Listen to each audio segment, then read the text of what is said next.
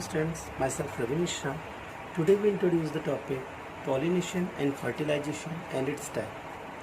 This topic is very important for board exams and various competition because from this topic many important questions come in board exams and in various competition. So in the middle of this video we discuss many important questions, so please see the video till the end. First of all, you have not subscribed my channel, please subscribe my channel, click on bell icon for new updates. We know that a new seed of a plant is formed when the male gamete present in a pollen grain unites with the female gamete present in the ovule. This happens in two steps, first pollination and second fertilization. Now, firstly we explain about pollination. Pollination, for the male gamete to be able to combine with the female gamete, it is necessary that first the pollen grain from the anther of a stamen should be carried to the stigma of the carpel. Means the transfer of pollen grain from anther of a stamen to the stigma of a carpel is called pollination. Thus, pollination is said to take place when pollen grain are carried from the anther to the stigma of the flower. Pollination is done by insects like bee and butterflies, birds, winds, water and human beings. Pollination are the two types. Now the first, self-pollination, and second, cross-pollination.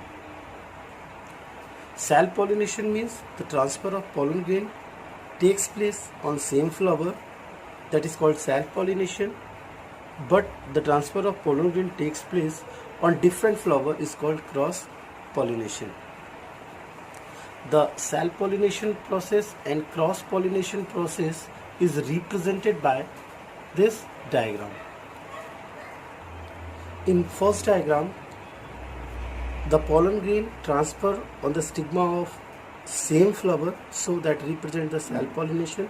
But in second diagram, the transfer of pollen grain takes place between two flowers, that is called the cross-pollination.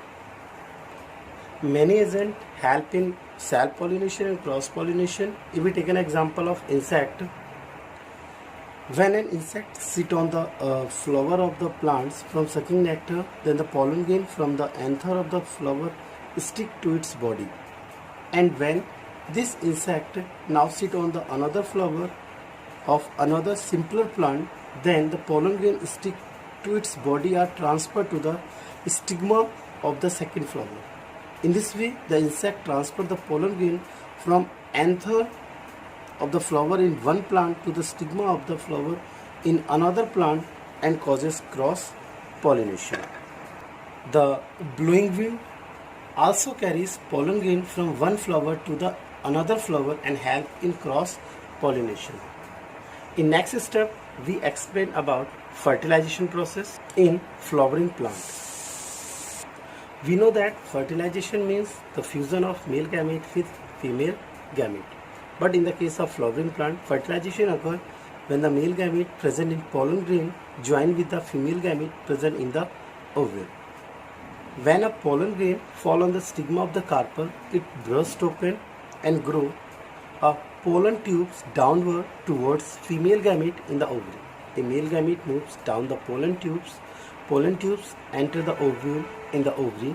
From this male gamete, from pollen which come from pollen tubes, combine with the female gamete such as egg to form zygote.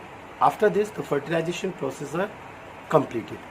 We know that after fertilization in flowering plants, ovary develops and become a fruits, and other parts of flowers fall off.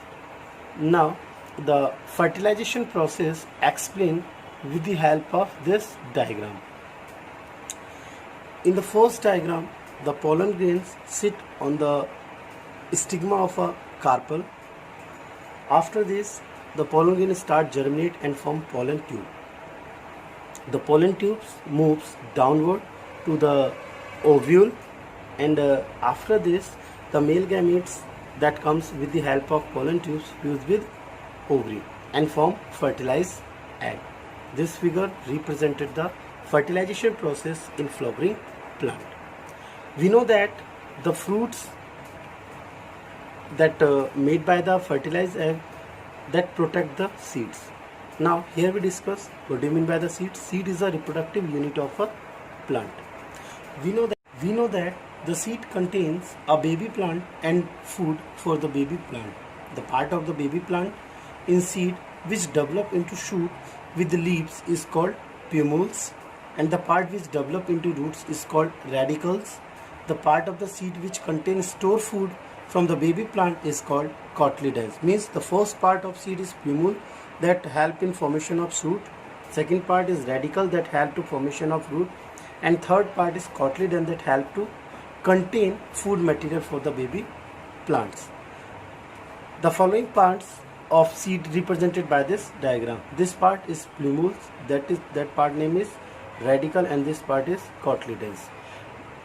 Here our main point, the beginning of the growth of the seed is called germination of the seeds. By the help of germination of seed, the seed generate a new baby plants.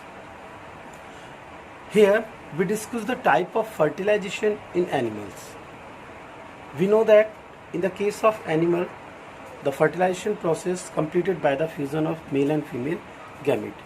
We know that in the case of animals, the male gamete is sperm and female gamete is ova. When the sperm fuse with ova to form a zygote, that process is called the fertilization. There are the two types. Now the first internal fertilization and second external fertilization. In internal fertilization, fertilization occur inside the female body is called internal fertilization. Means here fusion of male and female gamete inside the female body. The example of internal fertilization is mammals, birds and reptiles. Means mammals, birds and reptiles shows the internal fertilization. When the fertilization occur outside the female body is called external fertilization. Means here fusion of male and female gamete takes place outside the female body. If we take an example of external fertilization, amphibian, fishes shows the external fertilization because the amphibian and fishes lay the egg in water, and here fertilization process takes place. Now the fertilization and pollination both topic are completed. So in next video we discuss male reproductive system. So thanks a lot.